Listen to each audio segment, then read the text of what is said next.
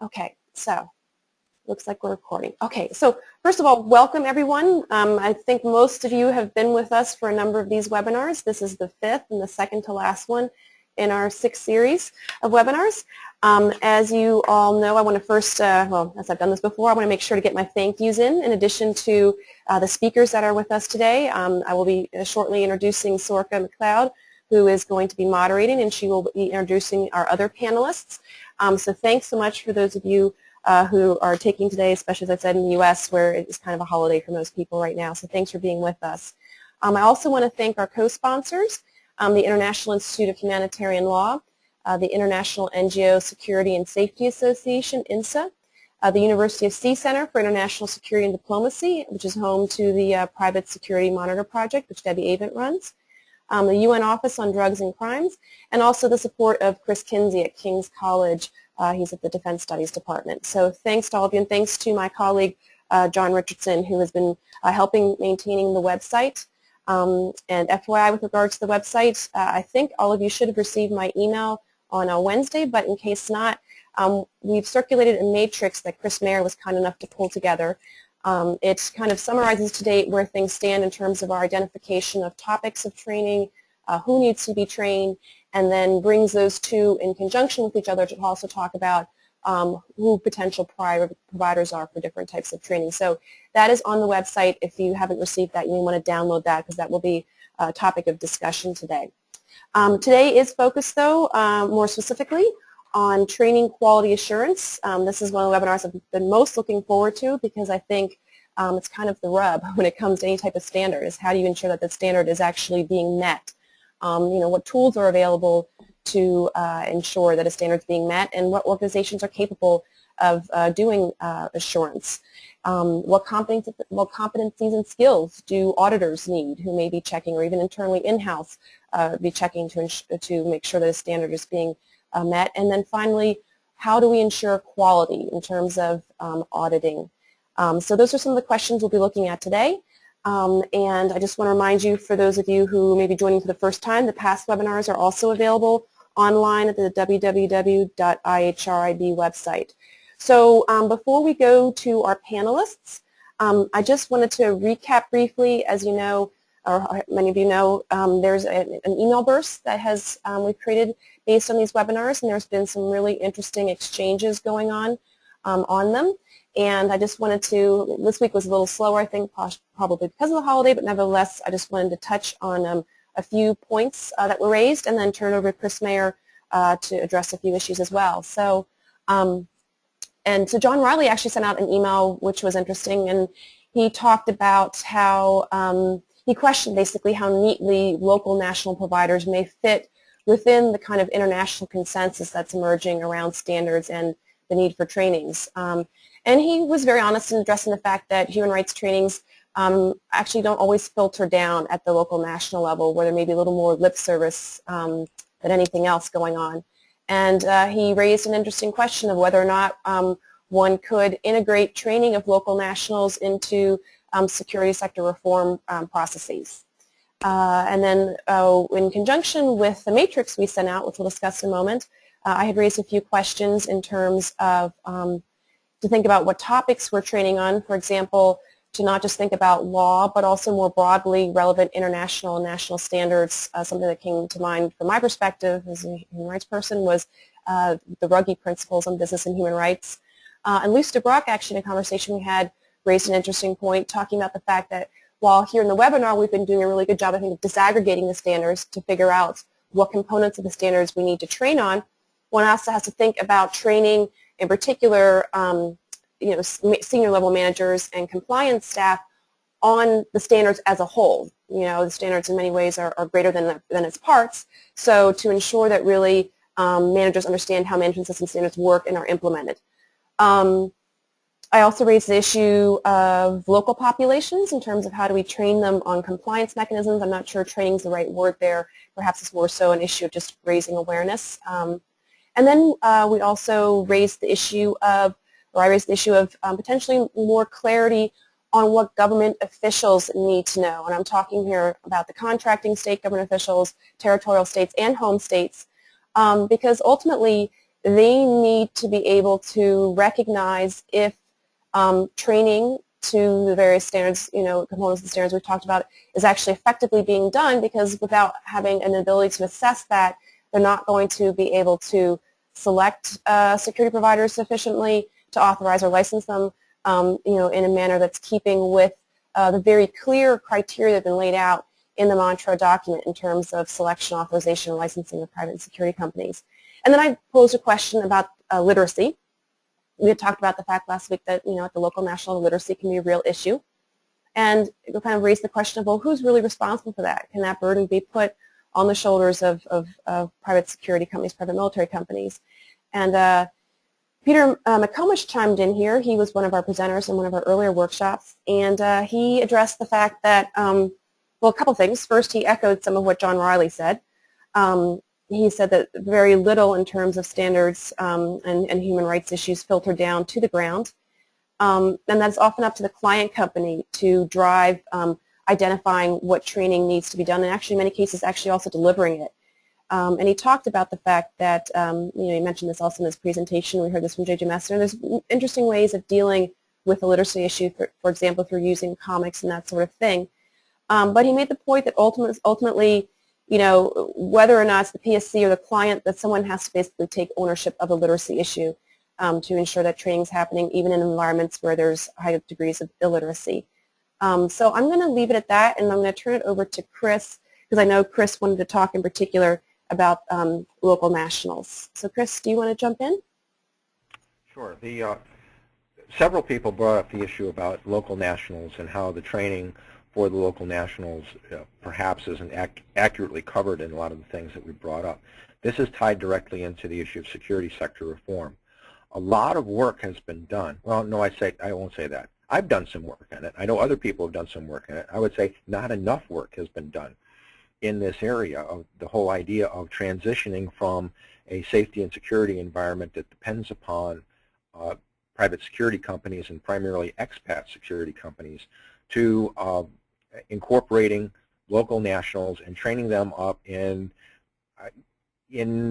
security operations that are both effective and respect human rights, and then transitioning them to being public security forces for the long-term sustainable development of the country. I think this is a very, very valuable subject that needs to be discussed. Unfortunately, I think it's somewhat outside of the scope of what we're doing here right now.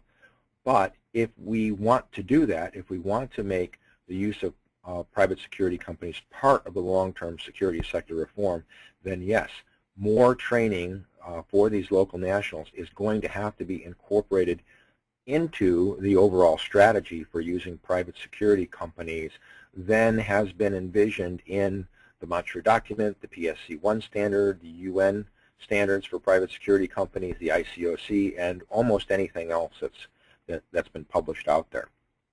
What I will do after we're done today is I will send around a presentation that I made on this very subject to the International Institute of Humanitarian Law a couple of years ago for your comments, and it may be something that we can put together a future workshop about. That's all I have. Okay, thanks, Chris. At this point, I think I'm going to hold back for a moment in terms of opening it up to any discussion. I think we can raise some of these issues after we hear from our panelists. And we have a little more time then for a discussion period, and it can delve into these issues as well as others that have been raised by the matrix. What I'm going to do now is I'm actually going to introduce Sorka, and then Sorka is going to take over to introduce our panelists. So let me just pull up my bio here, Sorka. So Sorka, Dr. Sorka McLeod, is a lecturer at the University of Sheffield School of Law and an academic expert in the area of business and human rights with a particular focus on the private security industry.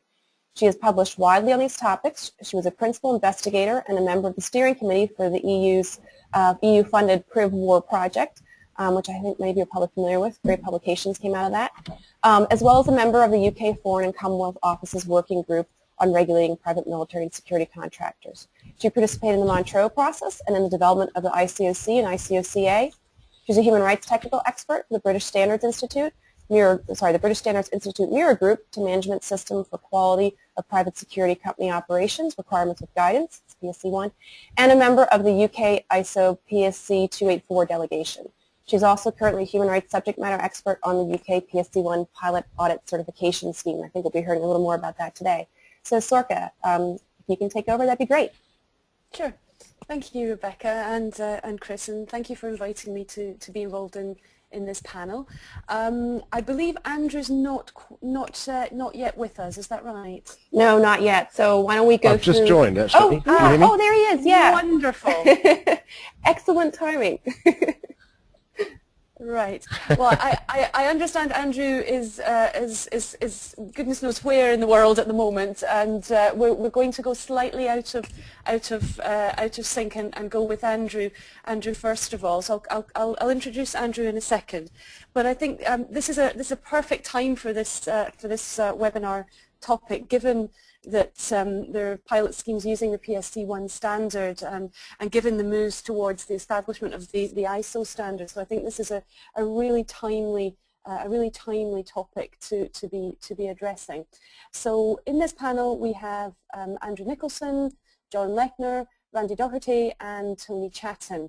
We're going to be going first of all to Andrew Nicholson, who is Drumcosac's Director of Government and Industry Affairs. He's responsible for liaising with governments in both the United Kingdom and abroad, and engages with industry bodies across all areas in relation to standards, accreditation and regulatory issues. He's a former Royal Navy and Special Forces officer with command and liaison experience in various operational environments, including Sierra Leone, Northern Ireland, Iraq, Afghanistan and the Balkans. And he has experience of working and liaising in multinational and multi-stakeholder environments, including with NATO deployments in post-conflict environments, and working with civil society organisations and governments in Afghanistan and Kosovo. When he left the Navy, Andrew joined Drumcosac as Director of Maritime in August 2011, and in this role he's had responsibility for delivering all maritime security services for the company, including including recruitment and training of all contractors. He's a member of the board of the Association for the International Code of Conduct, and a member of the executive committee of the UK's Security and Complex Environments Group. So I'll now hand over to you, Andrew, and if you could keep to 10 minutes, that would be much appreciated. Georgia, thank you very much, and I sincerely apologise for my sort of late entrance here.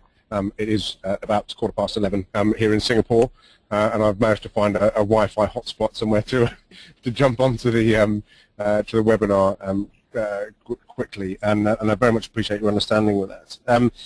What I'd like to do just for the next 5 minutes or so is talk about the maritime security side of training and how we can, or the challenges involved in assuring the quality of training and the quality of certification of the contractors that we use, that the industry uses to provide the maritime security services around the world.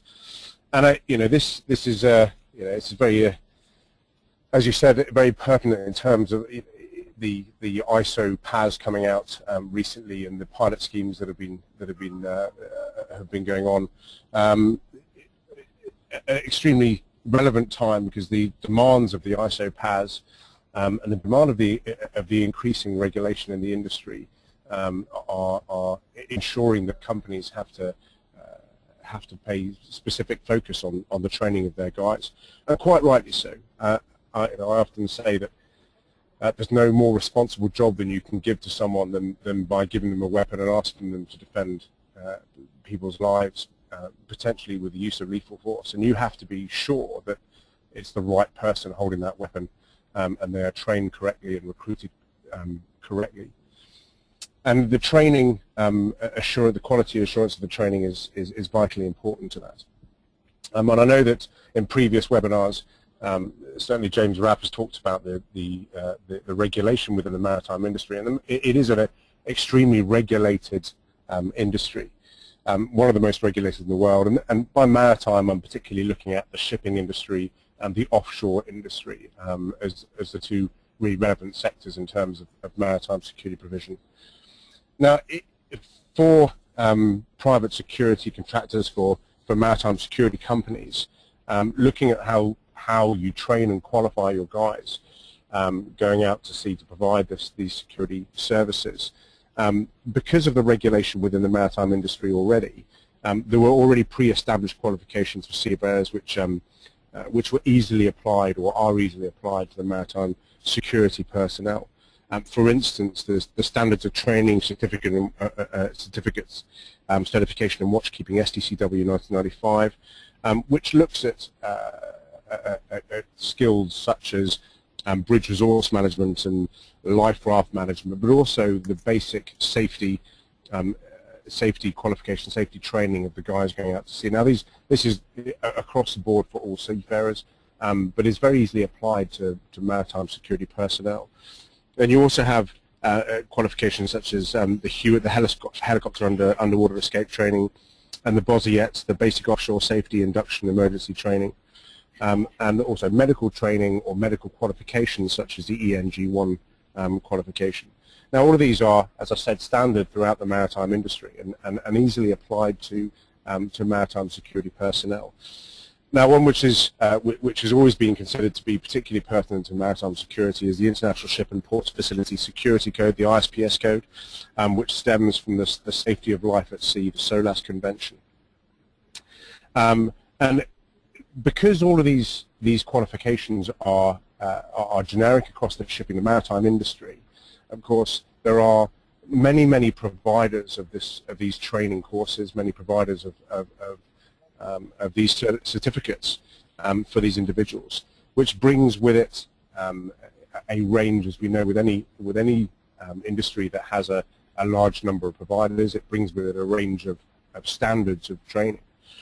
And in addition to those standard courses that are generic across the maritime industry, there are also very specific maritime security qualifications, such as the proficiency in designated security duties, and more recently, and in a growing way, the City and Guilds Maritime Security Operators course, which is certainly the sort of derived directly from the ISO PAS 28007, and looking at really the qualifications that are required for maritime security operators going to sea.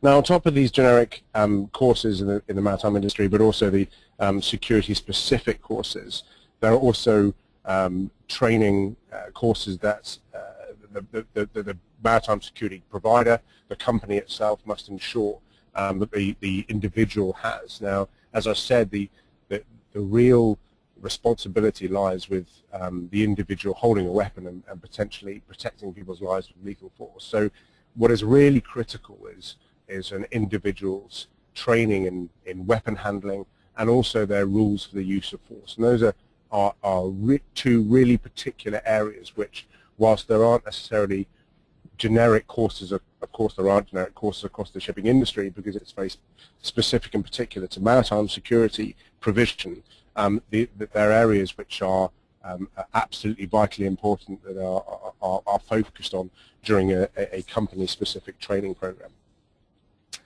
Now, as I said, these large numbers of qualifications comes with large numbers of training providers, and they themselves come with a range of training qualities.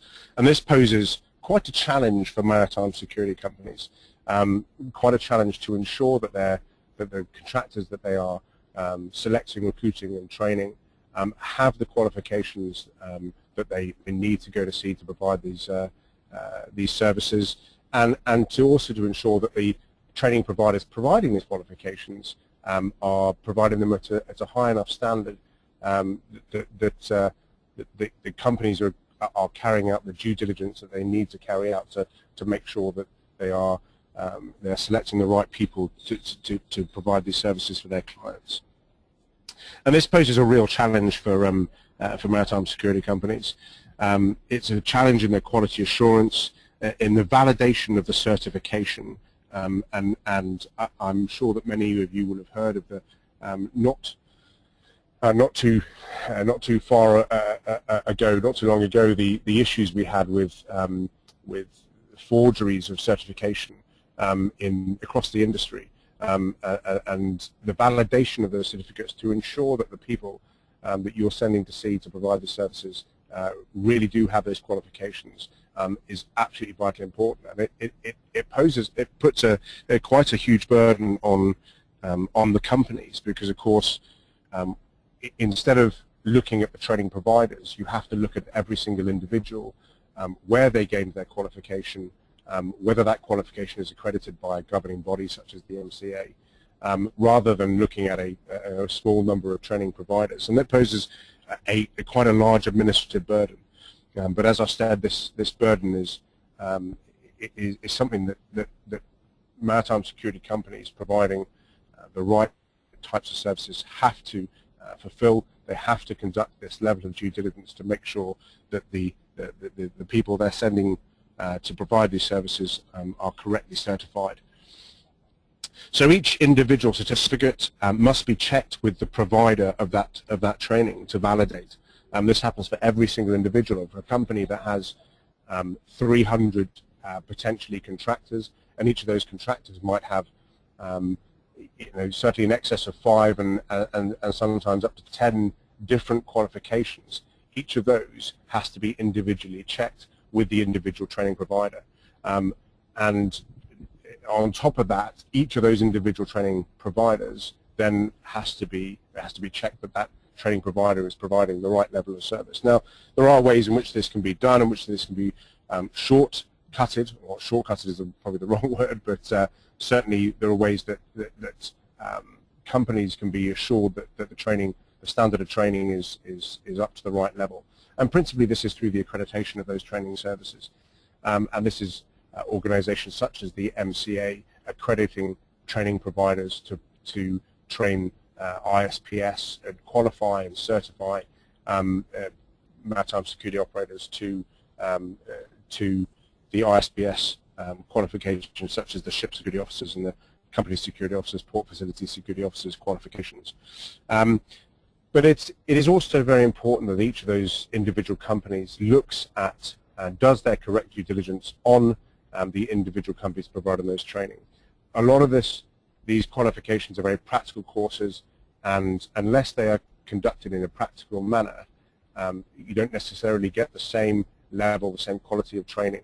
So conducting that due diligence, making sure that training is conducted in the right manner is extremely important to the individual companies. So hopefully, I've come to the end of my 10 minutes, so hopefully that's given you an overview of the sort of complexities, the various types of qualifications you have and the challenges which are posed to maritime security companies, providers, when they're looking at the assurance of the quality of the training.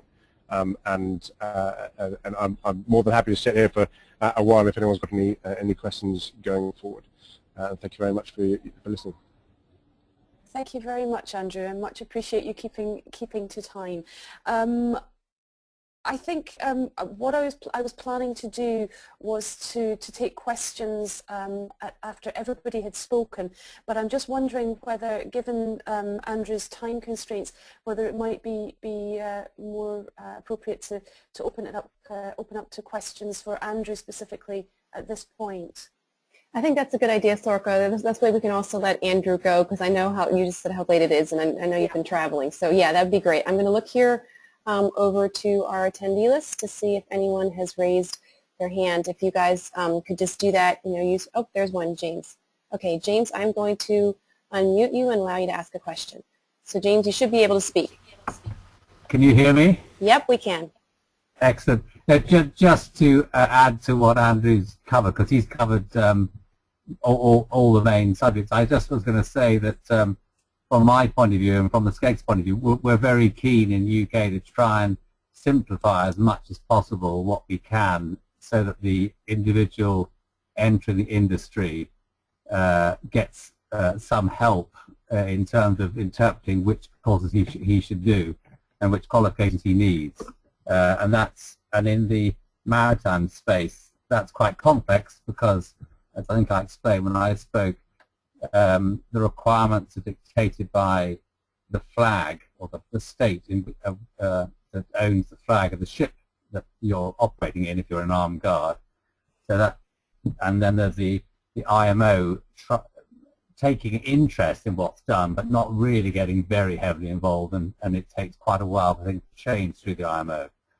So we're very keen, or very conscious of the fact that for the person joining, there's a mass of different qualifications, and what we can do to make it simpler for them to get the right ones of the companies, to recognise the ones that really add value. We will try and improve that. Okay, thanks, James. And I think we're going to find that this is an issue not just for maritime security, and perhaps that's something our presenters from various standard setting and sort of bodies will be able to share with us as well. So thank you. And I see there's one more question. It looks like Una. So Una, I am going to unmute you. Una, you should be unmuted if you want to ask your question. Let's see.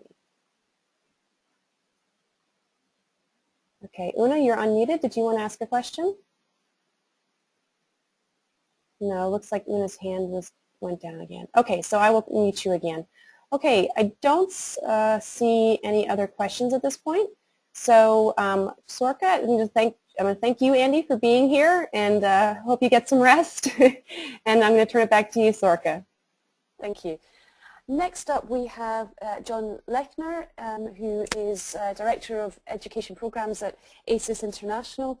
And ACES International's mission includes the development of standards for effective security practices and building education courses and materials to assist security practitioners to apply those standards. John Lechner, through the ACES Education Programs Department and with the assistance of the ACES Foundation of Phoenix University, they're investigating future knowledge, ability and skill gaps in the security workforce. And the gap analysis, along with the continuing ACES job analysis studies, provide a strong evidence for building curriculum. John Lechner is a key developer of ACES certificate programs in the security field, and the certificate-based curriculum allows ACES to provide guidance on education to academic institutes as well as private sector education. And once complete, ACES will be able to lend its name to programs meeting the certificate standards. I will hand over to you now, John. John, I'm sorry. I'm going to interrupt here. John, if you hold on for 1 second, I'm terribly sorry. It looks like Una was trying to ask a question, but she just couldn't speak. So, Una, I'm just going to try again to unmute Una. And then also there's a question from Michael Gambone, and he states, certification is important for individuals delivering the instruction. How would you sorry, let me read this again. Certification is important for individuals delivering the instruction. How could you certify local national training? So, Andy, I don't know if that's something you want to comment on directly or not, and then I'm going to, while you're contemplating that, I'm going to try to unmute Una as well again. Thanks, Rebecca. Local national training is a particularly difficult issue, particularly in areas, because I suppose there's two sort of sides to this. There's and many companies are turning to mixed teams in terms of using both personnel from a home nationality, if they're a UK company, for instance, but also mixed teams from other nationalities as well. And it's ensuring, this is the first issue, ensuring that the standards of training and certification are the same across the board, irrespective of geography. And that's, that is a challenge, but actually as long as the company is conducting the correct due diligence on the training providers, can be overcome in the same way as you would do that for anyone, really. The more difficult problem is when in areas, and this is principally in the offshore industry, but in areas where local national host nation armed forces are used to provide the security on projects or on transits in areas where this is mandated by the local authorities, by the governments of those host nations. And I think principally of the Gulf of Guinea, which is a challenging area, but also down East Africa, Tanzania, Kenya, Mozambique, Madagascar, areas where for offshore industry, offshore projects, offshore work, often the host nation will insist and will mandate that any armed security presence is provided by their local armed forces. And actually, again, it is beholden on the maritime security company to ensure that the people that are being brought on board, and there is a certain amount of contractual negotiation needs to happen here with the client, and that can inject complexities as well, whether it's the maritime security company that arranges the host nation armed forces, or whether it's the client that is engaging directly with the Ministry of Defence of that host nation to provide those armed forces. But at the end of the day, the responsibility for that security and the reputational risk for that security sits with the maritime security company. And actually, that is often the role that the maritime security company will play, is bridging that gap between the expectations of the clients and the capability, the capacity of the host nation armed force to provide those services. And it may well be, and we have experience of this, that the company has to provide the minimum levels of training to ensure that all the host nation armed forces personnel are at a suitable standard to provide those armed services. It is a real challenge, and it is a difficult thing to ensure that you've got all your bases covered. But again, it is something that has to be worked on. Just because it's in a difficult area doesn't mean to say you can apply lower standards, and I think that's really the bottom line. Okay, thank you. That was insightful and helpful. Una, you should be unmuted. Do you want to try to ask your question? Una? Okay, for some reason it doesn't seem to. Una, if we can maybe just ask you then to table your question for now, and we'll try to get to it later. But I think we will now actually let Andy go, and we'll turn back to John. So apologies for that little brief interruption there, but wanted to make sure we could get our questions in. So, okay, so John, do you want to take it over now? And thank you, Andy. Sure. Not a problem at all. From ASIS International's point of view, as an organization, an international organization in working in education, we see a changing role as far as education is concerned. Andrew brought up the issue of how do we control that quality of education and making sure that those certifications mean something. And I think for ASIS, we certainly have seen a shift, particularly as more technology is coming into the industry and the diversity of roles, that we need to find a way to better identify what the competencies are needed with regard to security roles across the board. And so we see ourselves doing more job analysis studies to make sure that those that are succeeding and successful in the field are defining what those competencies are. And we're actually using those practitioners to build those competency sets. And then as an organization, trying to build certificate courses around those competencies to make sure that those certificate courses are actually practice related. I think too often in the past they've been more academic and not as practice oriented. Because we're a small organization with regard to staff, and we require a lot of people to be part of that delivery mechanism. So we really see our role as developing those courses and those competency models and setting them out there for others to deliver. So we have a challenge of making sure that those delivery people are qualified to deliver it. As far as delivering those certificates and making sure that the quality of the education is there, ASIS is taking on the role of making sure that we are the actual assessment component, that organizations will come to us or individuals will come to us for that assessment exam before that certificate is issued. So the process is basically that we will qualify the instructors.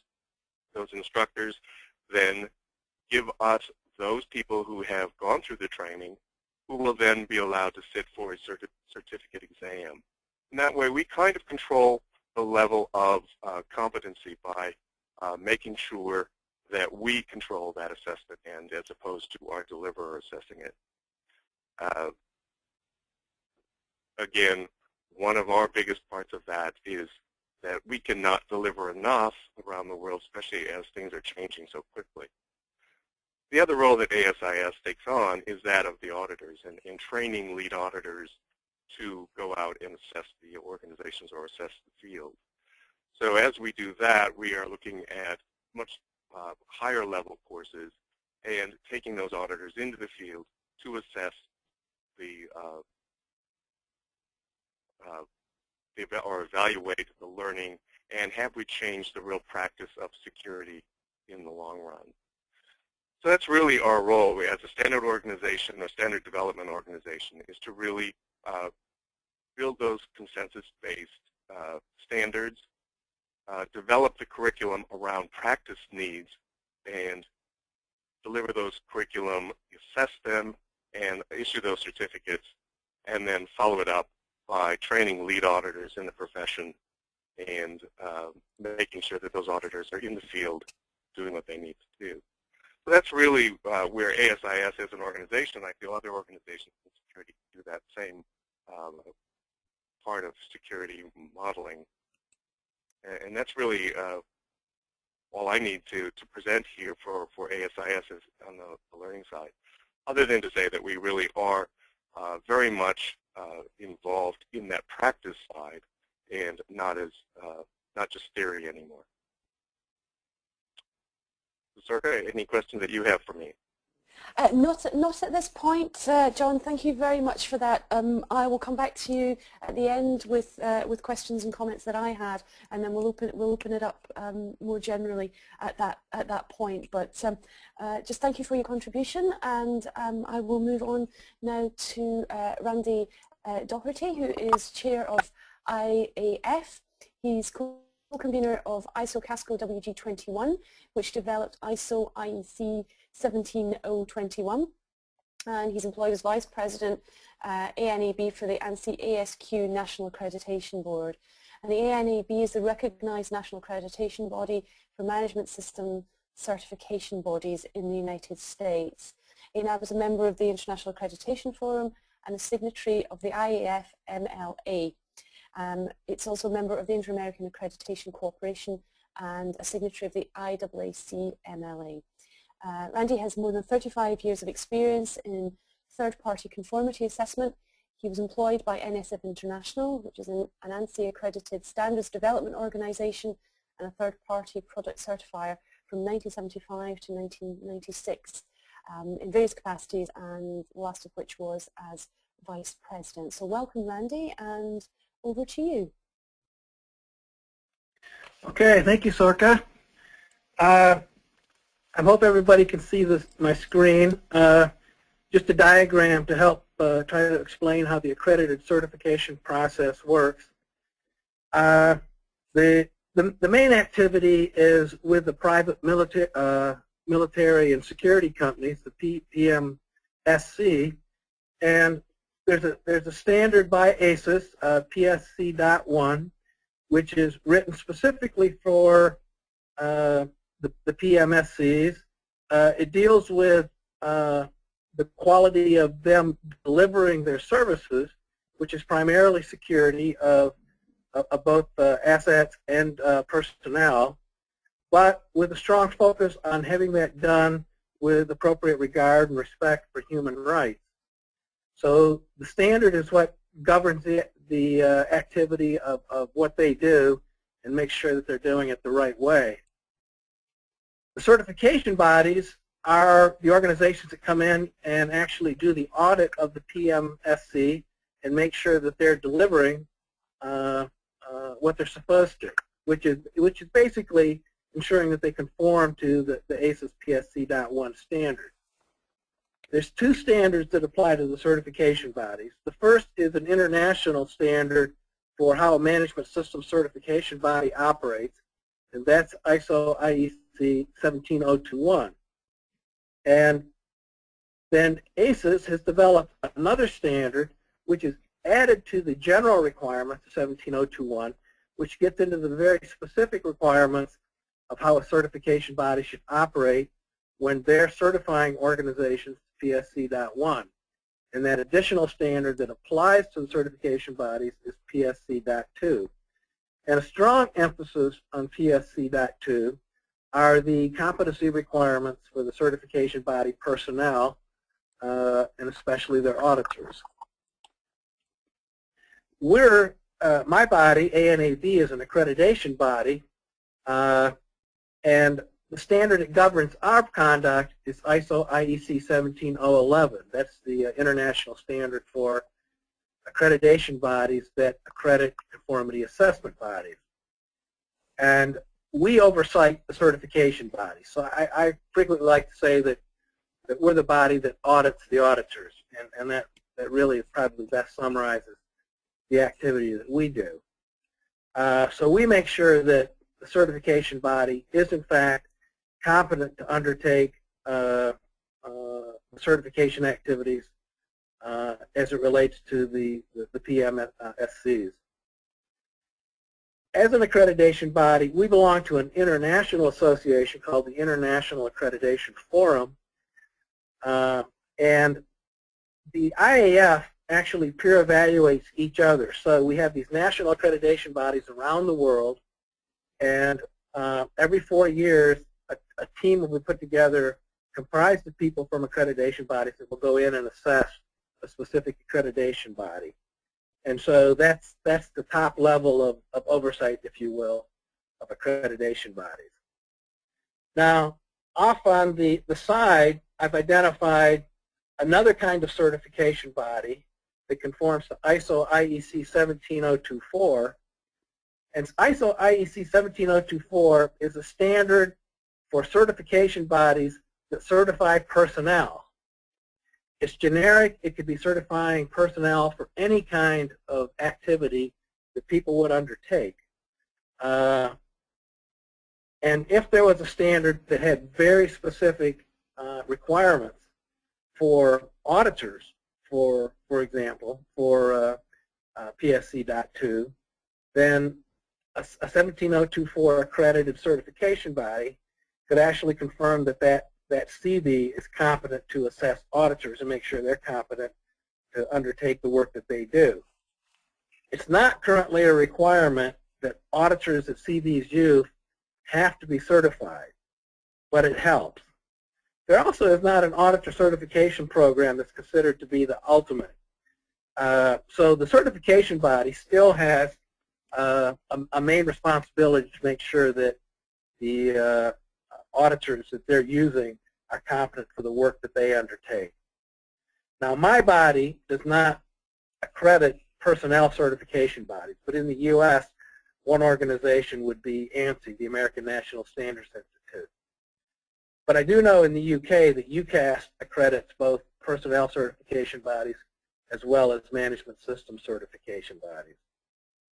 And of course, all of this is oriented to making sure that a private military or security company that is certified to ACES PSC.1 actually is qualified and has the resources and capability of delivering on the security as well as protecting the human rights. So the key people we're trying to satisfy are all of the stakeholders that are relying on those PMSCs, be it government or even the private sector. So that's my presentation. I'd like to thank you for the opportunity. That's lovely. Thank you very much, Andy. You're all being so good today in keeping to the time limits. That's very much appreciated. Next up, we have Tony Chatton, who is Managing Director of MSS Global Limited. He is served in the UK's Royal Marines as an officer for more than 20 years. And he has a variety of experience ranging from complexities of contributing to government security strategy to delivery of security in emerging markets across the maritime and land domains, working with local governance and broader partners. He has assessed competence and then designed and delivered security in some of the most challenging complex environments in the world. He's a founder and managing director of MSS Global, and he has substantial experience in the highly specialised UK accreditation service recognised certification body.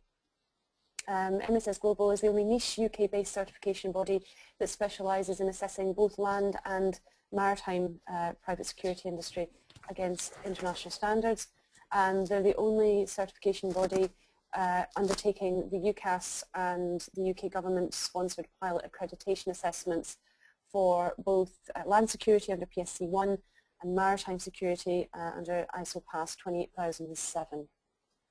He's a member of the UK Mirror Committee for the ongoing development of ISO PAS 28007, and he sits as an invited member on the US ANAB Committee of Experts for PSC 1, as well as the UK Mirror Committee for the development of PSC 1 to a full ISO. That's over to you, Tony. Thank you very much, Sorka. I've been asked to talk about monitoring in the round, and I'll cover this both from as a certification body perspective, but also internally within companies, where we see a variety of quality approaches.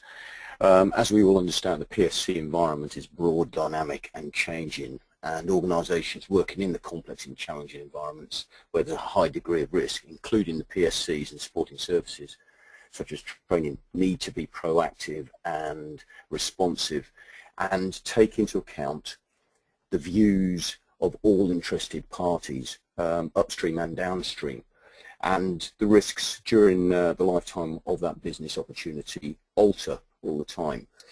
If you take a more generic approach to management systems, simple: plan, do, check, and act.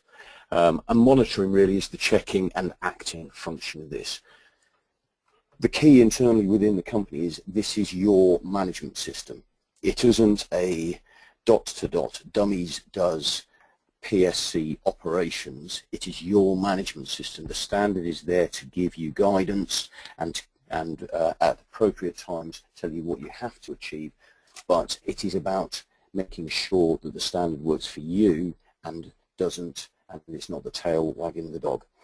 And in effect, it's checking your management controls. Do they deliver the necessary control to effectively and constantly deliver your intended service and your product to your client and indeed other interested parties, which might include your employees, local communities that are affected, local governance, legal and regulatory obligations, states, international organisations to which you subscribe, such as the ICOC, or indeed training regulators.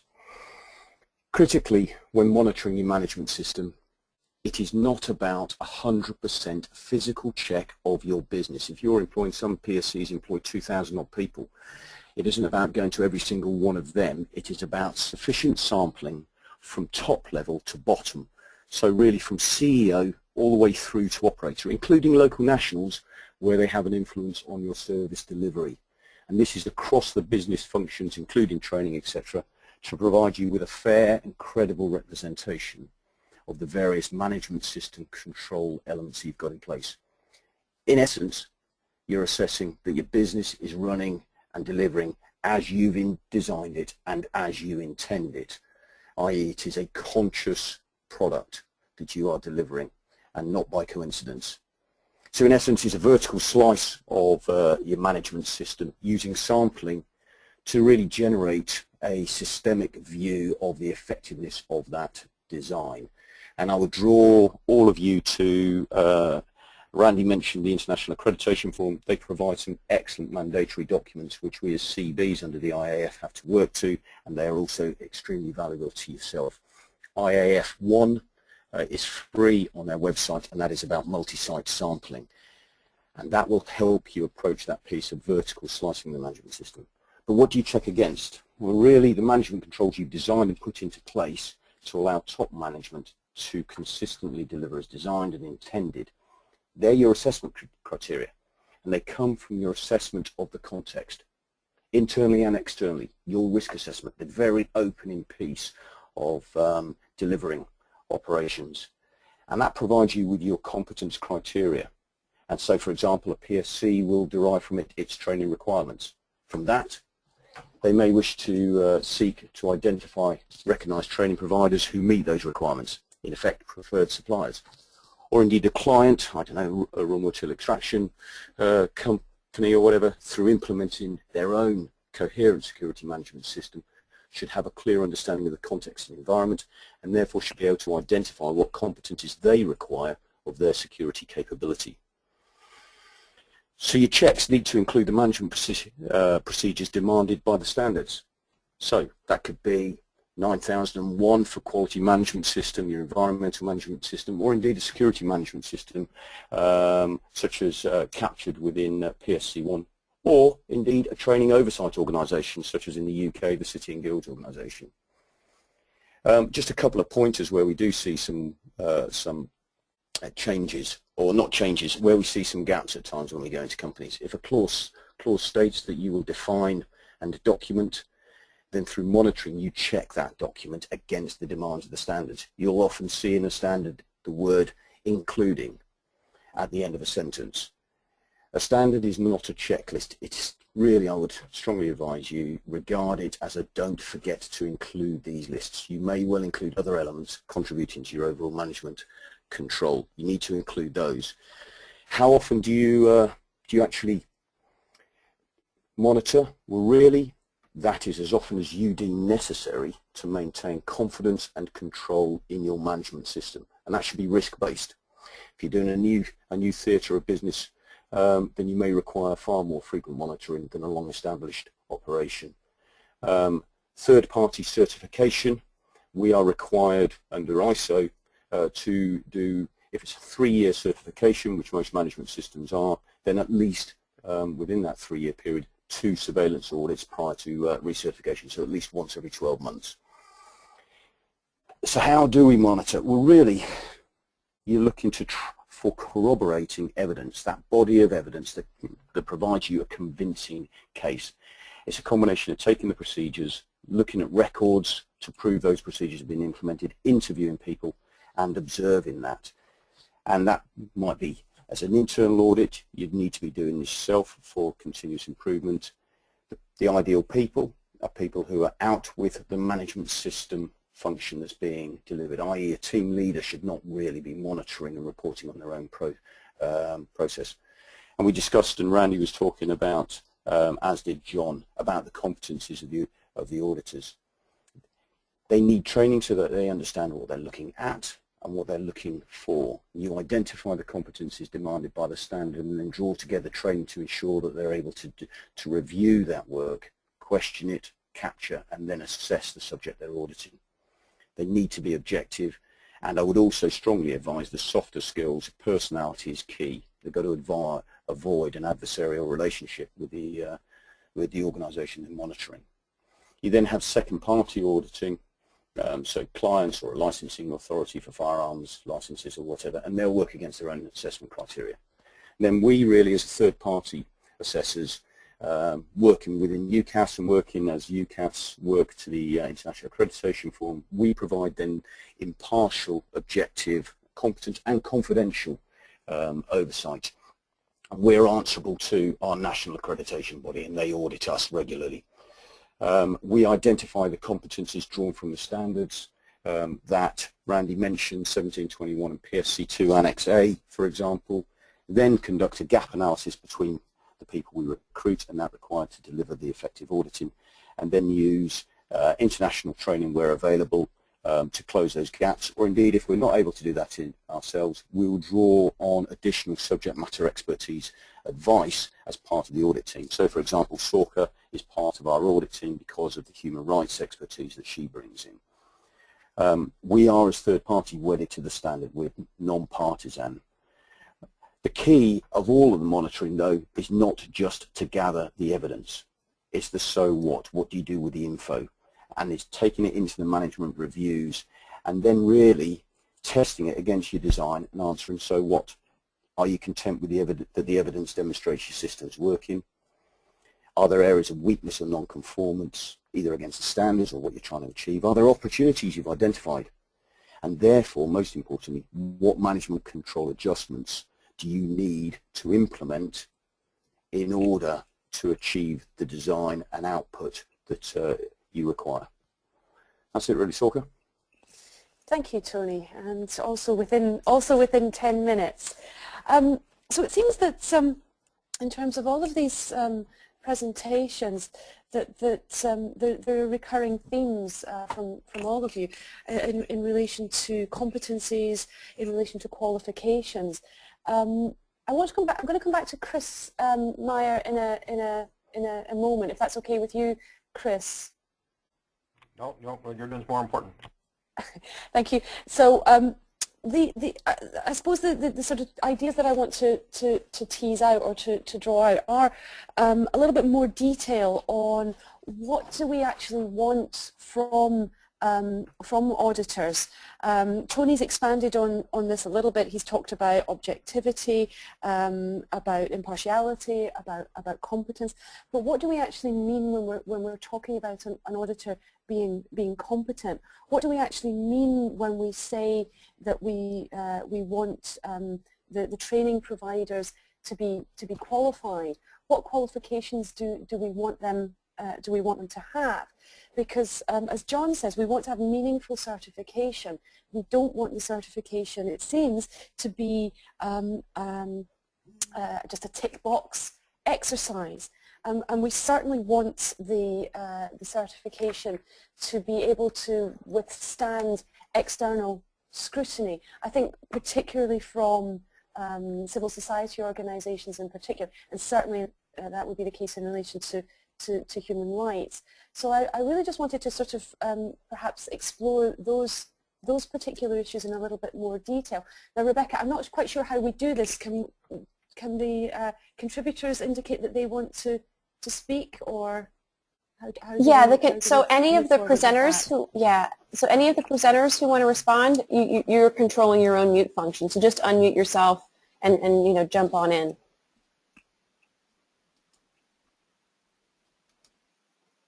Sorka, did you have one? Did you want to direct your question to anyone in particular? Well, let's just go through. If we could start with Andrew first of all, if he's still there. No, he's left. He's left. He's gone. Yeah. Okay, John, then you're up next.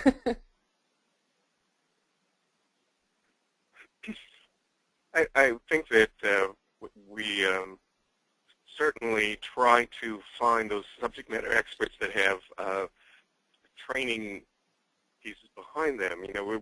ASIS uses practitioners in its training field, and therefore we try to find those individuals that we have seen and evaluate on a regular basis to do that instruction. Without that, we would have no control over their ability to deliver. I think we've become much more rigorous over the last few years in looking at education in a more scientific way. I think we've relied in security in the past too much on anecdotal information or experience, and less about using true education rigor in delivering that. And that's a change that I've been seeing over the last 6 years at least, that we are becoming better educators, and we're looking for people with education backgrounds as well as security backgrounds. Certainly in the gap analysis that we looked at, we found that what we were missing in the security industry were people that had those areas of behavioral psychologists and engineers and people outside of the security realm, and that included educators that we need to bring into the field to be better at educating, and those people that can also bring that subject matter expertise from security. Thank you, John. That's really interesting. Randy, would you like to contribute anything on this point? Yeah, we've been trying to tackle this subject of competence now for a couple of years, and in fact, the 2011 revision of 17021 was specifically to try to address the subject of competence. And when you talk competence, people automatically start thinking in terms of training and educational level and work experience. And competence really is someone demonstrating that they have the knowledge to do the job, or they have the knowledge and skills to do the job. So John Lechner had commented earlier about trying to get an expert panel to work with them when they identify competencies. And those are interesting groups to work with, because when you first get them together, a group of experts that actually we do know how to do the activity. They first start talking about in terms of somebody has to have so many years of work experience and a certain educational level. And that's not really what we're looking for. What we're really looking for that group to help us do is identify what is the knowledge that somebody has to possess, or what are the skills that they have to possess to do the job. Because if we can get down to identifying the knowledge and skills, there's actually multiple ways that people can get that. They can get it from training, they can get it from education, they can get it from work experience, obviously. But what we're looking for is them to be able to demonstrate that they actually possess that knowledge and skills and can apply it in a given situation, for example, an audit situation. So everything is our paradigm shifted about 3 or 4 years ago, and we really started this focus on people demonstrating they had the knowledge and skills to actually be able to deliver the expected service in the work environment. Thank you, Randy. Tony, do you want to come in on this?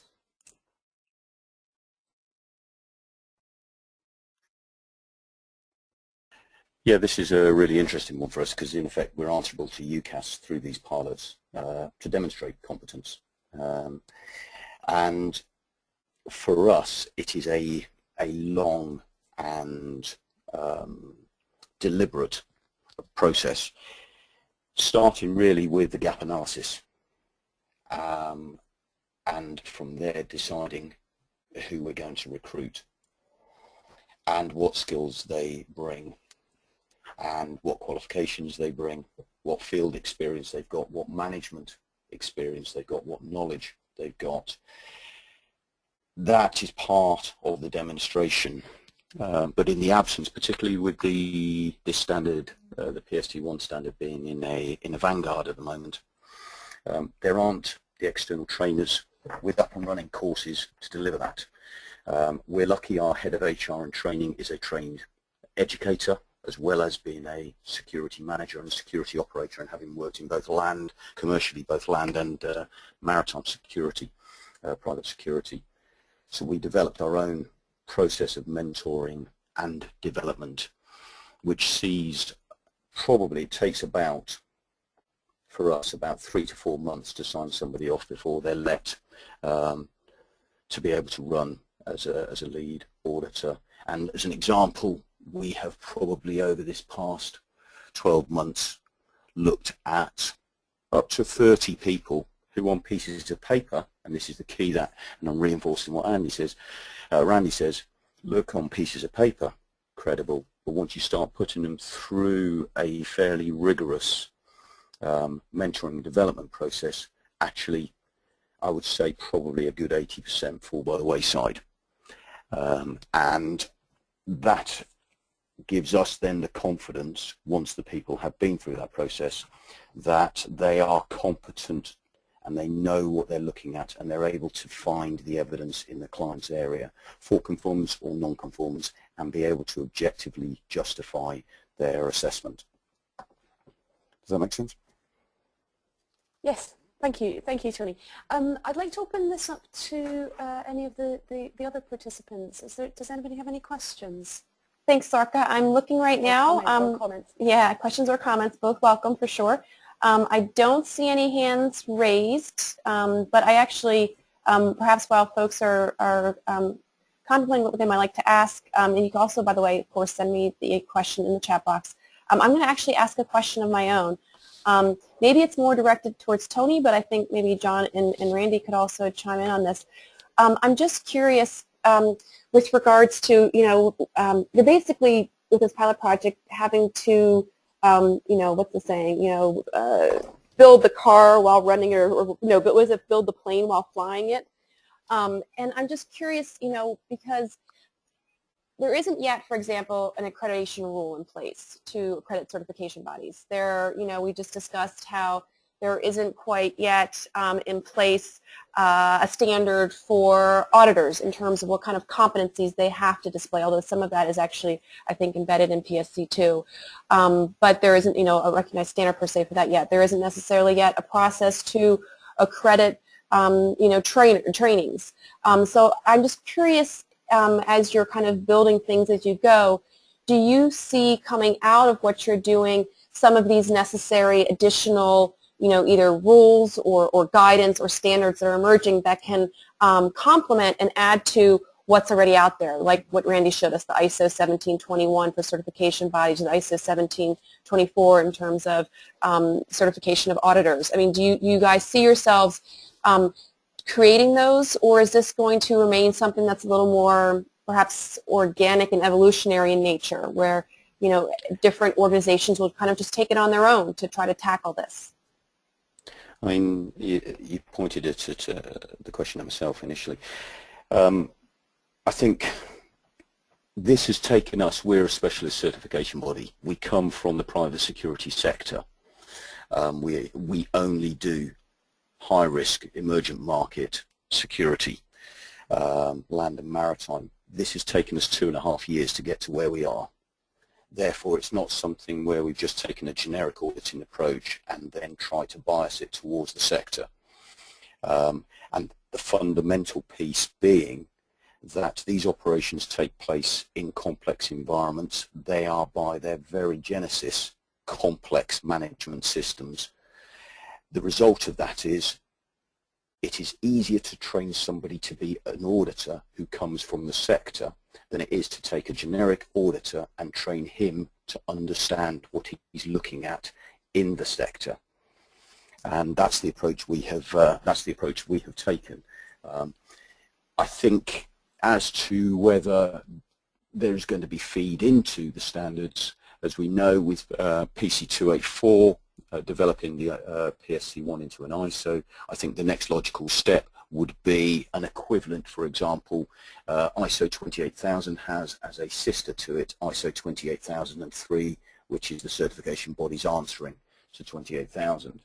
There is probably a logic that would see, subsequent to the delivery of the PC 284 piece, a piece that then provides more granularity and captures some of the PSC2 elements in an ISO, and therefore drops it into the international accreditation form. Randy's probably in a better position to pick up that than myself. Thank you. That's very helpful. Randy, did you want to jump in on that? I think this area is always going to be a very specialized area.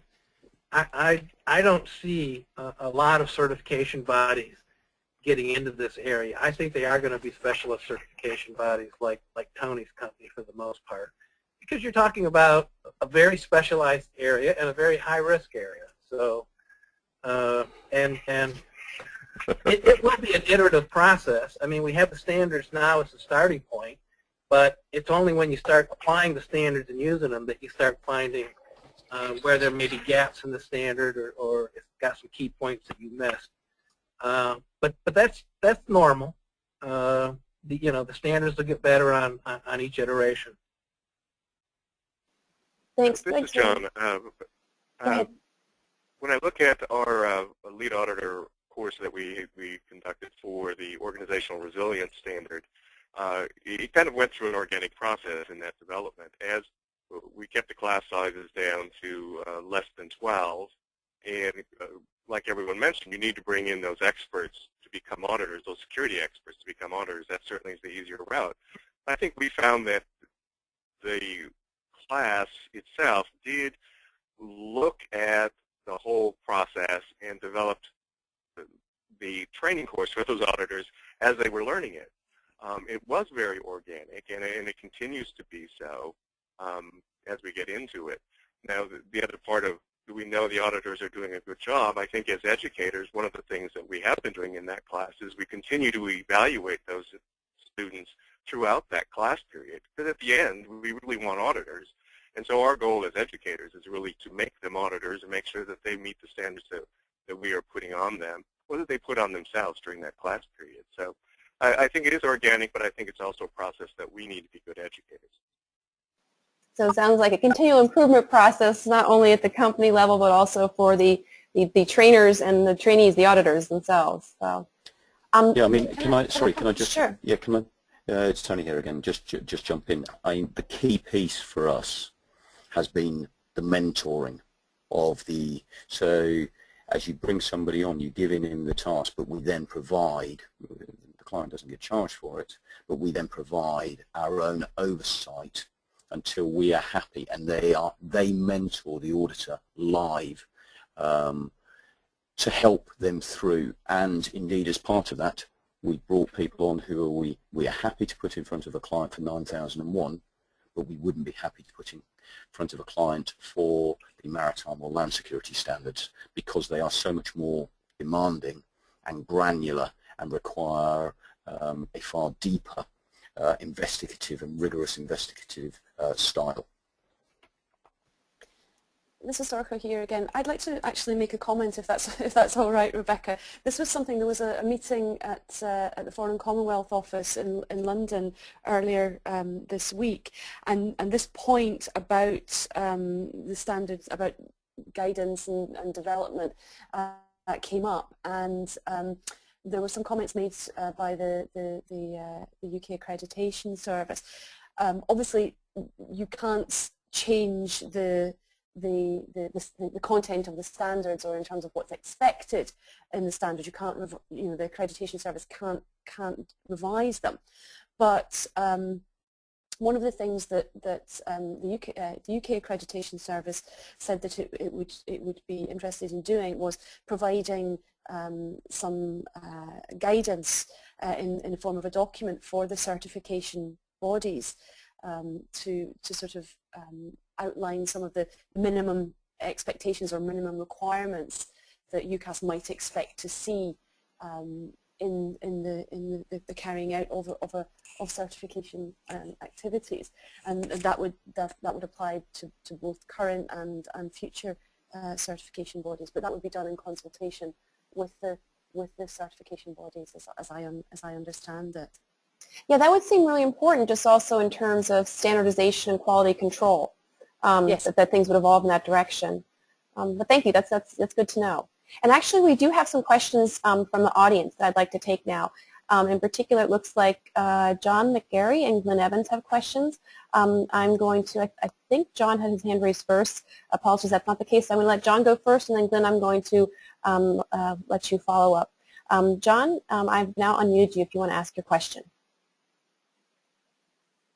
John, are you there? Yeah, I'm here. Can you hear me? Yep, we can. Okay. My question was more about defining the difference between technical competence and suitability. I've met a lot of folks that have a lot of technical competence in their fields, but when you put them out there, they tend to lack the suitability and the understanding of what the end result is. And that's a very subjective area. And I'm wondering if anybody has any ideas about how you capture that. Did you want to just open that up to all the panelists, or did you have a particular person in mind?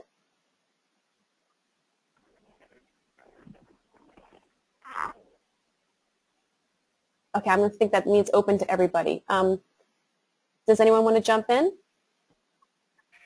Yeah, this is Randy speaking.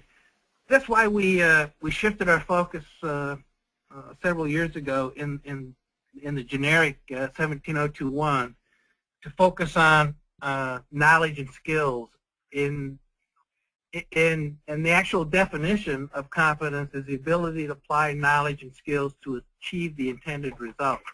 So really, to determine if somebody's competent, you've actually got to watch them doing the job. There's not a test that you can give that demonstrates that somebody's, for example, a good auditor. The same would apply even to operators that are in the PMSCs themselves. You've got to watch them on the job. They might be able to pass the book training. They might be able to take a written exam and say that they understood all the human rights activities. But you actually have to watch them in the given work situation to determine that they're actually competent. Yeah, I'll just jump in as well. I would, yeah, I would.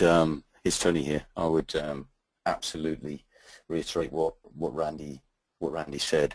I mean, for us, quite often, suitability, the piece that John brought out, suitability or unsuitability is defined in some of the softer approaches, that inability to communicate effectively with the client, be that both on a verbal basis or indeed most importantly in writing afterwards and capturing the assessment in the report. If they can't do that, then it's no use them being on site. Okay, John, did you want to comment in any fashion on this? Well, I think that No, that's actually, part I of, just wanted to hear other folks' comments on this. Okay. Yeah, and others should feel free to chime in as well. John, go ahead. I think that's why, we certainly look at when we are looking at auditors to make sure that we are doing a field assessment of that auditor. But I would hope that anyone who's being audited would be giving us feedback so that we know who is appropriate and who is not. There should be a feedback loop on that. It's such a new area for all of us that we're looking forward to hoping that the people out there are giving us information as well to make sure that we know who is suitable and who is not. Yeah, that's a really good point, I think, too, in terms of how, since this is a new area, how we ensure that there's the rigor and standardization still in place, but also allowing us the needed flexibility to develop all of these components of this quality assurance program. Okay, I'm going to now unmute Glenn Evans. Let me find Glenn here. Hold on a second. There we go. Glenn, you're unmuted. Do you want to ask your question? Thanks, Rebecca. In a sense, my question's already been answered by Tony and Randy, which was when you're selecting your auditors, are you best looking at ex-military who have field experience, who you train as auditors and educators, or do you train auditors and educators in the field? And I think from what I've heard, the answer is you're better looking at the people who have the field experience and then training them at what it is, at the skills they need, and what, in Tony's phrase, you have to look for. The point just made by Randy, you need to watch the guys doing the job. And from everything I hear about the pilot assessment process, and I should say that I chair the Standards and Accreditation Group of the SCEG, the British Trade Association, which has all the stakeholders involved. The auditors in the pilot assessments are looking under every stone and under every life belt and life raft that you can imagine. It is a very rigorous process where the certification bodies are looking at the PSC, PMSC, and the UCAS assessors in turn are investigating the CVs. It's quite an interesting process, and from everything that I hear.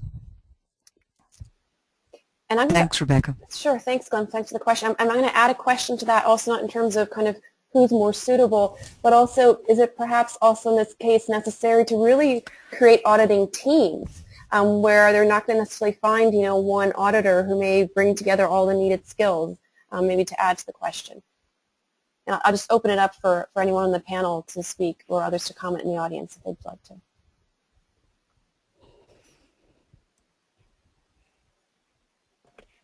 This is Randy. Yes, Tony. Yeah, go on, Randy first. Go ahead, Tony. Yeah, all I would say on that is it's a case of looking at the client, looking at the scope, and then as part of that initial review, identifying where your gaps are.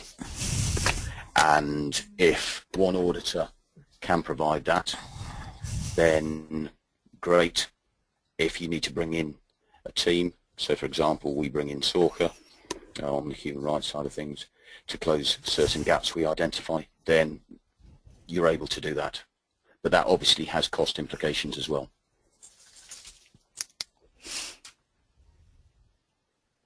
Okay, Randy, did you want to jump in?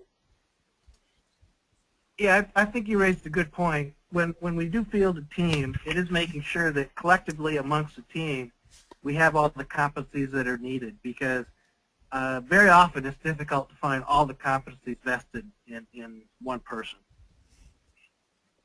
Okay. Glenn, did that answer, or did you want to follow up in any fashion? No, thanks. I mean, it was already answered in the earlier discussion. Okay, great. Okay, so right now there are no additional questions appearing. So SORCA, if you want to introduce Chris Mayer, Chris, I think we're going to turn things over to you. I certainly will.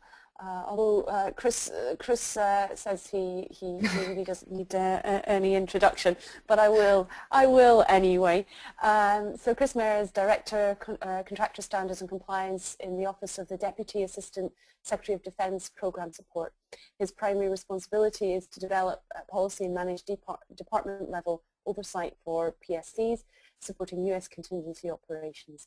His duties include acting as a US government technical representative in the development of industry standards for PSCs and US government technical advisor for the International Code of Conduct. And more recently, this was expanded to include integration of human rights and anti-human trafficking policy into US contingency contracting. Prior to his retirement from the US Army in 2009, Chris served under the Assistant Secretary of Defense for Global Security Affairs, where he was responsible for developing integrated approaches to post-conflict or disaster relief and recovery. He also represented the US government in the Montreux process, and he has been Senior US Military Observer and Chief of Civil Military Coordination to the UN mission in Liberia, Chief of Staff to the Defense Reconstruction Support Office, and Chief of Staff Iraq Program Management Office. I'm responsible for the Provisional Authority Managed Reconstruction of Iraq. Over to you, Chris. Well, I guess with that introduction, it sounds like I'm kind of like the right person to apply to be an auditor once somebody teaches me how to be an auditor. Okay, my portion here was already actually well started by Sorja that to generate discussion. But in this case, I want to take us back to the scenario. We've had a lot of good philosophical discussion about what that means in a general context. Now let's try to apply it in a pseudo real-world environment of our scenario. In previous sessions, we've discussed who needs to be trained and what needs to be trained, and even the methods that you can use to conduct that training. And hopefully I did a reasonable job of capturing that in the matrix that I sent out to you. But more importantly, let's take a look at that scenario again. Okay, that's the last chart that I sent to you, but that's where we are now. There's no recent developments now. It's what are you going to do with regards to the private security companies? We know what needs to be trained, and we know who needs to be trained, as I already said. We now have been listening to ideas of how to make sure that the training that you're providing is being done properly and checked. In this situation, with the tasks that you have to face, whether you are coming from, a human rights perspective, and I don't mean we should all be coming from a human rights perspective. Yeah, haha. As people who may know me better.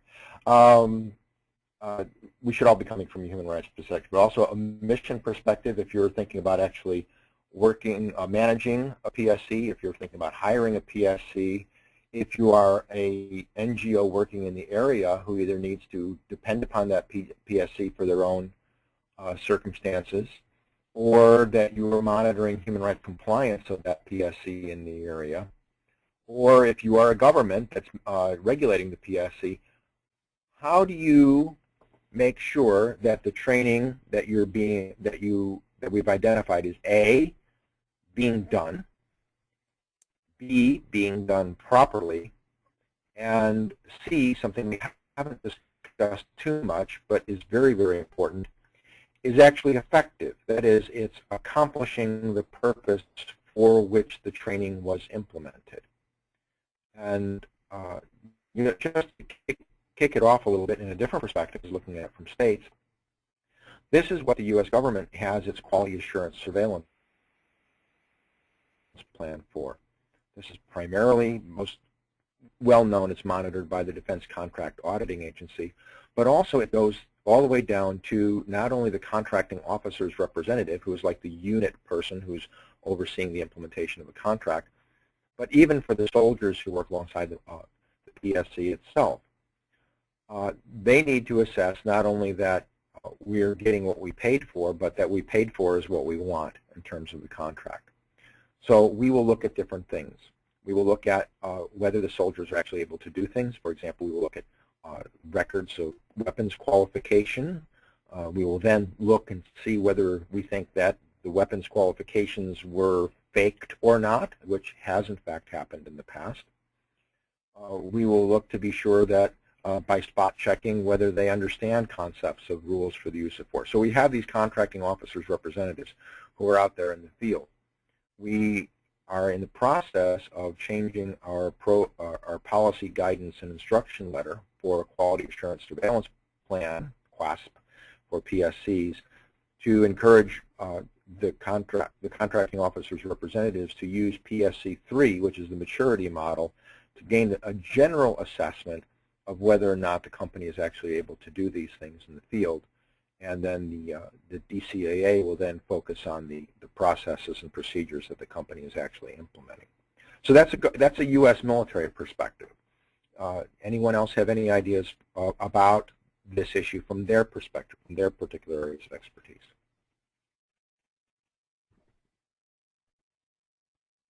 Okay, I'm just looking now to see if there are any additional comments. Panelists, you should all feel free to jump in too.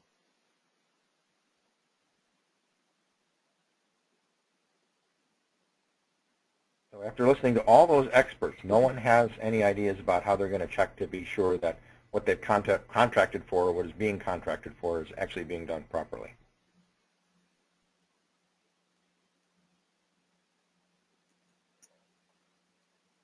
Well, perhaps if we kind of link it up to particular actors, that may help as well. All right, let's take a look. Let's look at it from a human rights perspective, because I've got answers for that too, but I don't want to say them. Okay, if you are a human rights agency in the field, I'm not going to even invent one. I'll say that you're Geneva Call, all right, and you're operating in the field out there, and you're very much interested in whether or not non-state armed groups, which is an impolite way of referring to private security companies, are in fact behaving in accordance with the laws of armed conflict. Okay, how do you do that? Ideas? And are we assuming here that Geneva Call just happens to be operating in the same space, or are we assuming Geneva Call in some fashion has been tasked with actually ensuring that? Okay, well, you can do it either way, because I mean, you check at things from a headquarters level, from an international level in the field. But let's say that in the field, let's say Geneva Call has an office in Wabasal. Okay. How do you ensure that the PSCs in fact are operating in accordance with the laws of armed conflict, presuming that it's an IHL environment? Well, if I could chime in, I would just say that one of the things I think that's very important is that it recognizes kind of what special role that an NGO on the ground can play, and assuming also that they perhaps enjoy a greater, and this is of course not a given, as we know many humanitarian aid organizations are now being attacked themselves, so this is not a given, but let's just assume for a moment that they enjoy some greater level of trust and respect by the local population. I think they could play a very important role in terms of acting as an ear, that basically they hear from local people they interact with in terms of how companies' behavior is actually perceived. And as we talked about before, perceptions are just so fundamental, in particular in this industry, whether they're legitimate perceptions or not. And I think also in terms of the kind of requirements that are in place to establish company-level grievance mechanisms, and we'll see what happens with the ICOC if there's maybe something other than that available. To also then, as appropriate, direct complaints to those mechanisms, or even potentially to the appropriate authorities if needed. So I think, so in some sense, I guess, so what they're doing then, or how they're making sure that the humanitarian law requirements are being met, is by being that nexus to the local and being that ear on the ground. Is there a tool? Is there relatively, because it's not totally, but a relatively objective measurement system that they can use, which is equivalent to, or at least consistent with, the auditing and monitoring functions that we've heard elsewhere this morning, to provide that information? Well, if I can, this is Sorka, if I can just chime in. Of course, PSC1 or certification to PSC1 should be that objective one of the objective mechanisms for measuring that. The problem, of course, with PSC1 is that there's no guarantee that the company has been certified for its activities, its particular project or particular activities in this particular country. It may be certified for another country or another operation or another project, but even if there has been PSC1 certification, the company gets to choose the extent and the scope of that certification, and it may not actually apply to this particular country. So PSC1 may not be especially helpful, even if it is an objective mechanism. You know, that's a good point, and it's a challenge that we have with using any standard whatsoever, whether we're going to use an ISO, PSC1, or some sort of theoretical certification under the ICOCA. How do we know that that certification that was applied at that particular point in time, at a particular place, is applicable to another place whatsoever? And that's true. Now, one of the things that you're supposed to do under PSC2 and ISO 17021 is that you've got a system of ongoing surveillance and monitoring, which not only is your annual surveillance audit, but it's also continual monitoring of things that are going on in the field. So what we're saying is, okay, how can you participate in that monitoring, provide an independent, objective voice to say, hey, they may have been well certified for operations in East Los Angeles, but you know it's not working in Wabasal. Chris, this is John Lechner. We face the same question a lot when we look at security assessments anywhere, certainly within the United States, is trying to apply a simple objective, even a complex objective methodology to all situations in security.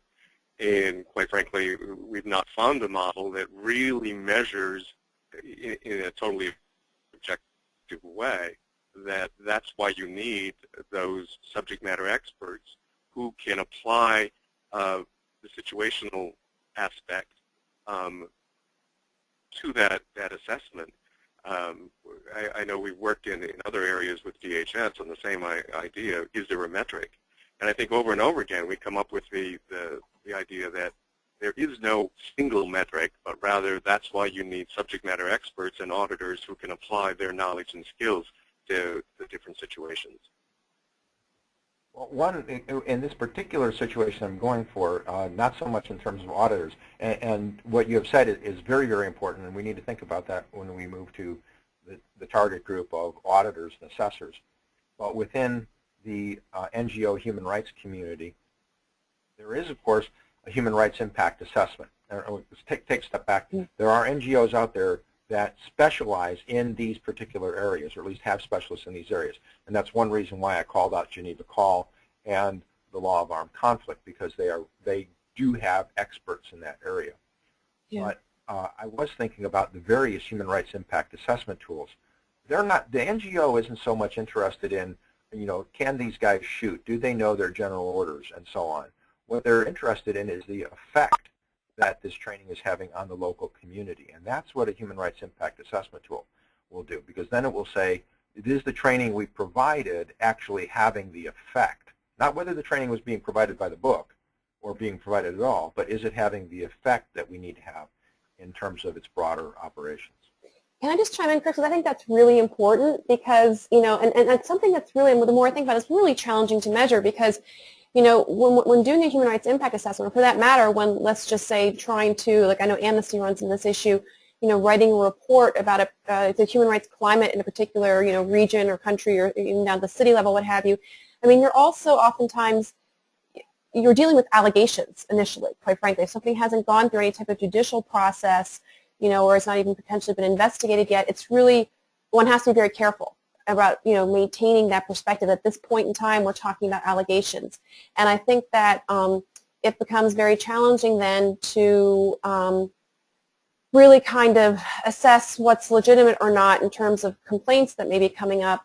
You know, I mean, I guess let me put it this way. On the one hand, you're trying to assess human rights impact, while at the same time you have to maintain, you know, recognition of the fact that what you may be dealing with are allegations at this point, and, you know, how to weight those considerations, I think, is important. But I think you're right, because there's definitely a large skill set available out there in terms of organizations that are ready do human rights risk analysis, and those that frankly they may not call it a human rights impact assessment but are very much already preoccupied with documenting human rights situations around the world, and they may in some ways have a lot to offer in terms of how one collects information about human rights impacts, how one talks to people who perceive themselves potentially as having suffered some kind of abuse.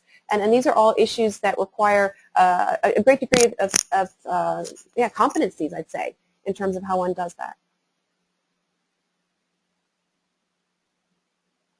Yeah, and what I want to do is I want to focus not so much on, as you're bringing up, not so much measuring the process as in measuring the outcome. And of course, that's where these organizations really need to focus in, is what is the outcome, and hopefully for everybody the outcome is long-term sustainable peaceful operations where you don't need the PSC anymore.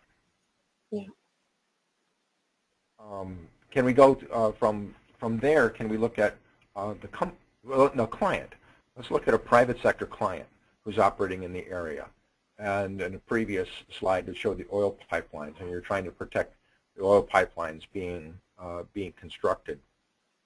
And you want to assess whether or not the training that you're paying for this company to undergo is actually having the proper effect that you want overall. Any ideas from that perspective? What would you use as a measurement tool? Quality assurance.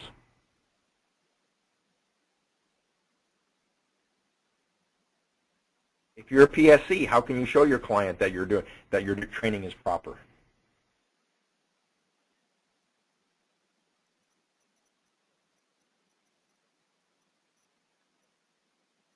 I'm looking. I don't see hands raised at the moment, but I'll give it a second here. Feel free, Tony, Randy, John, if you guys want to jump in here. Sorka, you too, of course. Okay, rather than, I used to be a radio announcer and I hate dead air. Okay, sorry. Yeah, sorry. Yeah, Chris, it's Tony here, jump in. The key piece for us as a certification body is we are assessing the management system. We're not assessing the effect. We are assessing the management system, and as long as that conforms to the demands of the standard, then all things added up, because the standard has been developed by a broad collective of knowledgeable people. If all things add up, then the service itself should be a credible and competent service. We're not saying that, for example, that MARSEC operator on a bridge wing is the best MARSEC operator in the world. What we're saying is the management system that got him there, that places him in that position, is a competent and credible management system against an internationally recognized transparent benchmark. And there's a danger and we see it quite often, where people confuse the difference between second-party due diligence and our third-party impartial sort of ISO certification assessment process. And I think there is an interesting discussion there about, if we see something that is a human rights infringement, where does the certification body sit within that, and raising it to whom, when our job actually in our contract is with the actual PSC, and we have confidentiality agreements with them. I know it's something we discussed internally within UCAS. This is a great dilemma for any sort of metrics, any sort of auditing system that exists, is that we're supposed to measure the things that are important, but too frequently what happens is the only things that are important are the things that we measure. So the idea is not that I'm saying anything against the auditing process as it is. The auditing process is what it is, and it does what it does, and hopefully it does it efficiently and effectively. But that doesn't answer the question as to whether or not the things that we're measuring are the things that are actually having an effect. And that goes beyond what accrediting bodies can do. That's not their, as you pointed out, that's not their job. But it certainly is the job of the people who hire the PSCs and the people who are marketing themselves as being able to provide effective services. And I think you then lay on an interesting dilemma of the client's awareness and ability to hold their private security people to account. What management control levers have they got in place? What awareness have they got in place to hold those PSCs to account?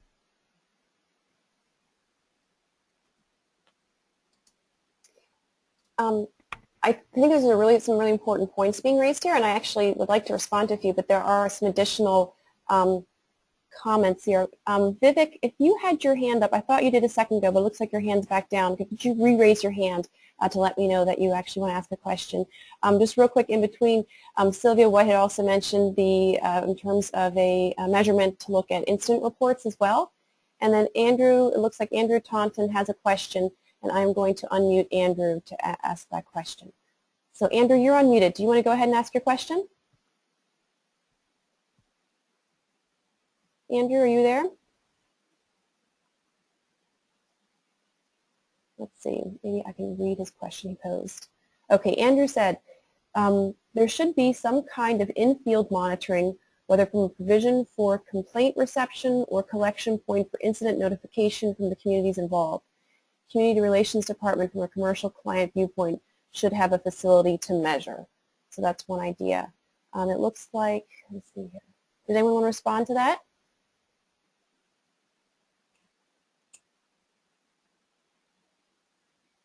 Okay, and then Glenn added something as well here. Let me capture this. 2 points. If it is a situation where law of armed conflict applies, odds are that the PSCs will not be there and standard audits will not take place. If they are there, then the specialist NGOs, e.g. the ICRC, would surely be conducting a regular dialogue with the PSC or PMSC concerned, and the latter would be willing to let them see their human rights impact assessments and even their rules and use of force. Oh, Glenn just has her hand raised for some minutes. Sorry about that, Glenn. Okay, so anyone real quick to Glenn's comment before that A, we have used PSCs in conditions of armed conflict. We do use PSCs in conditions of armed conflict. We have audited PSCs in conditions of armed conflict, and to date, the ICRC has not monitored the activities of PSCs in conditions of armed conflict, although we hope that that's going to change soon. Glenn, I've unmuted you in case you'd like to comment in return. Thanks very much. I should have added, except where contracted by the U.S. Department of Defense. I think, I don't know if Paul Hockley is still online, but broadly, if you are in a situation of armed conflict, then the odds are that your client is the Department of Defense. It's not going to be a private client. And you will be conditioned by their requirements, their audits, and all the rest of it. And as Chris says, you do, by definition, audit them. But I think that I'm surprised because from my experience, the ICRC, I'm not talking about monitoring, I'm talking about having a dialogue. And in these new situations where the conflict area or the complex environment is so full of players, the ICRC do have areas to the ground. And I would have thought, from my own past experience in war zones, they spend a lot of time talking to people and listening. And they would certainly, if they heard that a PSC stroke private military company in these circumstances was up to no good, one would have expected them to go and talk to them directly and find out what was going on. I come back to the point that where LOAC applies, the odds are you're not going to be audited against PSC1 because it's going to be too dangerous for the certification bodies.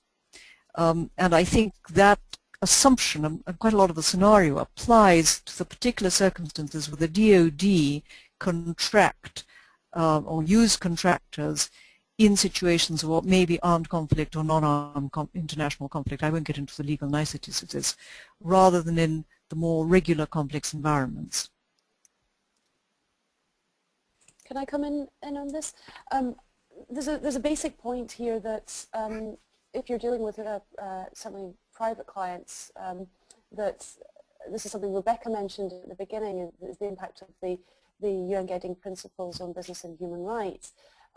The client should have in place its own mechanisms for conducting due diligence, for ensuring that its contractors and suppliers are complying with human rights standards, and it should be monitoring, what's going on downstream, if you like, so that the responsibility doesn't just rest with the PSC.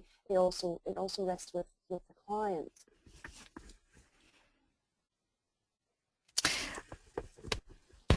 Well, I totally agree with that, but I think what I'm trying to distinguish is between war zones and complex environments.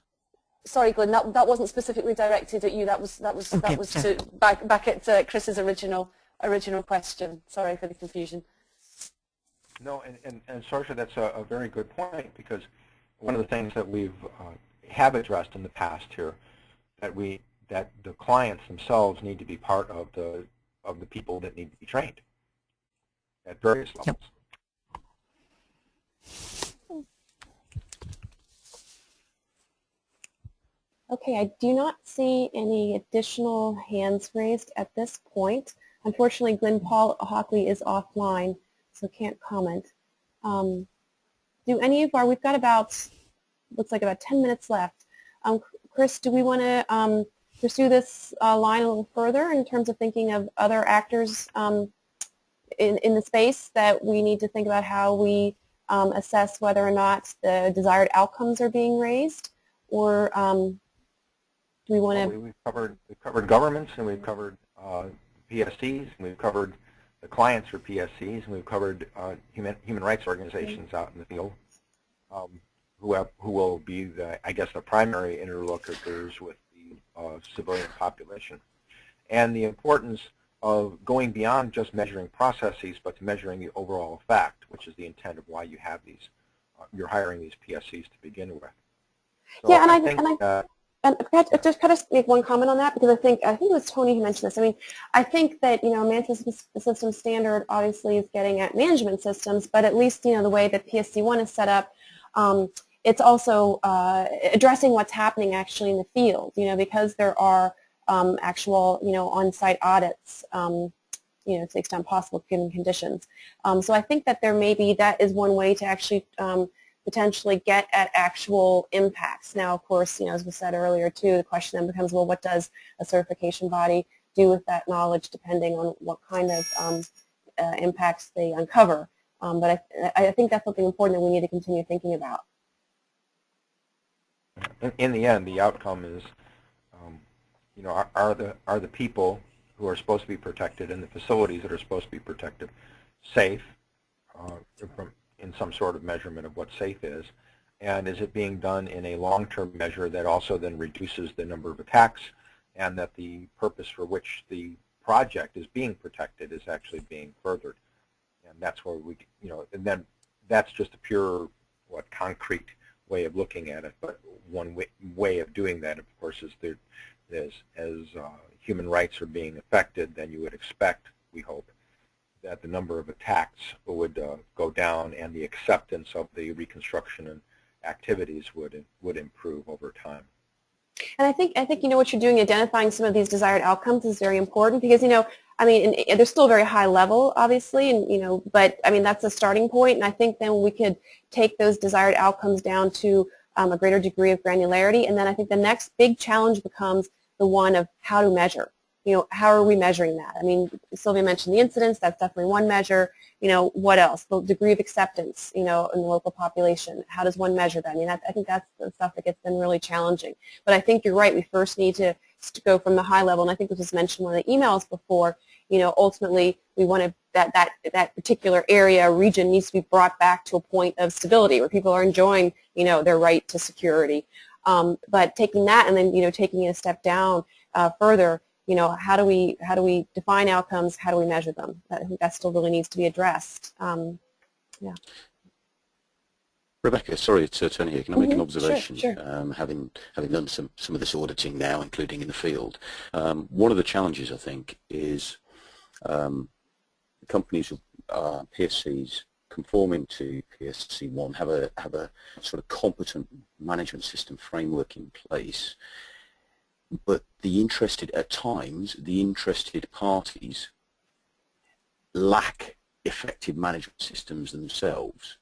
And therefore, there's a real challenge for PSCs at times trying to lock into NGOs or their compliance or the local communities or whatever in order to help their own management system then run and take into account all of these various liabilities that are placed on them within the standard. And that incoherence is a real challenge in climates of flux, which complex environments are. I'm going to actually unmute Glenn. Glenn, you haven't raised your hand or anything, so just be forewarned, I'm unmuting you, because I think this is something, Glenn, that you have addressed in terms of why it's essential that NGOs and potentially other clients of the industry also consider engaging in some kind of review of their own risk management systems that are in place. Did you want to say something to that, Glenn? Glenn, are you there? Perhaps she stepped away. She said she didn't need to go soon. Okay. Rebecca, I will say that this has been something which is being promoted by various associations that are, and particularly those who are interested in promoting the security of NGOs out in the field.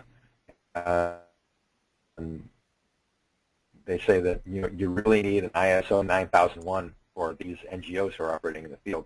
They need to have their own quality management system for their own well-being, as well as the concern of the donors, effectiveness, and of course, what we're talking about here right now is to make sure that their projects and their people are also safe. Yeah, and I would add to that, one of our co-sponsors, INSA, is focused on, in particular, the professionalization of security managers who are managing security for humanitarian and development aid organizations. So I think there's definitely an acute awareness of the need for that. Okay. Chris, did you, or Sorka, or anyone, did you have any last words? Otherwise, I don't see any further comments or questions. And at least for us here, it's the day after Thanksgiving. It's generally a holiday still. Well, I think all I would say is I think that just to reiterate what's coming out of Chris's questions are the importance of training at all levels, and I think certainly from my observations of the PSC industry, what's going on is that the companies are generally tending to get a good handle on the